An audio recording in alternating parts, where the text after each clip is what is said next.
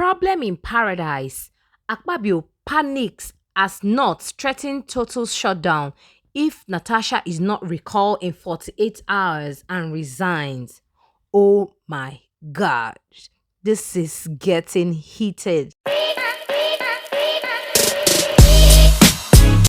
Senate President, Senator Akpabio, we are giving him ultimatum of 2 days, that is 48 hours, to reverse the suspension of Senator Natasha and stop the harassment from northern senators. Or else, we'll occupy the street. It's our duty. The last protest, you will see what we did. It's in our vein for us to occupy the street. We'll occupy the whole street of northern Nigeria. We'll also occupy the National Assembly. We'll occupy the Senate. And demand for the resignation of Senator Akpabio. Furthermore, we will block Lokoja Lagos roads in a way that there will be no supply of food from the north to the south, and there will be no supply of other goods from south to the north. Please, our great president, President Bola Ahmed Tinubu, we are calling his attention for him to interfere and for him to stop people like Akpabio from all this busybody by spoiling his administration, and said enough is enough. If you could remember, I think before the Senator Natasha and Akpabio Sega, it was Abdul Ningi versus Akpabio. Then later on, Senator Ali Ndumi versus Akpabio. Now it is Senator Natasha versus Akpabio. The question I want to ask here, why is it that it's always northern senators, people who has voted in that position? Then in addition to what my friend said here, that why is it that we, the northern youth, said Akpabio is anti-north? My friend, please, you should make your research and give us a single development from the northern Nigerian ever since Akpabio resumed as Senate President. The northern Nigerian has no single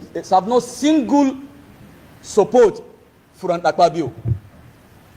And we are calling for Mr. President, His Excellency President Bola Ahmed Tinubu, as a father from the north, because he's our father from the north. We, the northern Nigerian, voted him,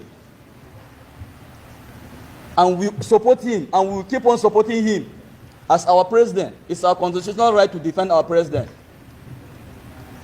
So we are calling the attention of Mr. President for him to please call the attention of Senator Akpabio, the Senate President. Let me tell you what you don't know.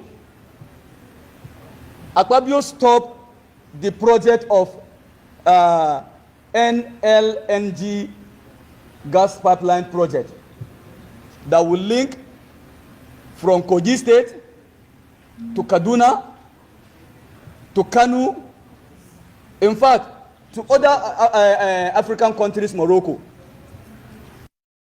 That ordinarily she needs to be informed if a seat is changed, not at the floor where she's making her positions. It is from that incident that led to the case of suspension today. But before then, the Honorable Senator has said, distinguished colleagues, she has a petition. If there was a case of suspension that has to do with misconduct, that ordinarily should have to be treated before even submitting a petition. She submitted a petition, and there was a case of she cannot sign her petition. It is in the case of this front and back that a staggering kind of suspension came. And we are all aware in this country that this is not the first case of sexual harassment made by the Senate President. The Senate President ordinarily should not be in the seat of Senate President. Why? We are all aware that this Senate President has questionable character before even the AFCC. We are all surprised to see him as Senate president. And this is not the first time we are having a case of sexual harassment. So if we are peddling the case of sexual harassment with gross misconduct of Senator Natasha, I think we also need to understand that something led to something before the case of suspension. Thanks for watching. Don't forget to like, comment, and subscribe for more news updates like this.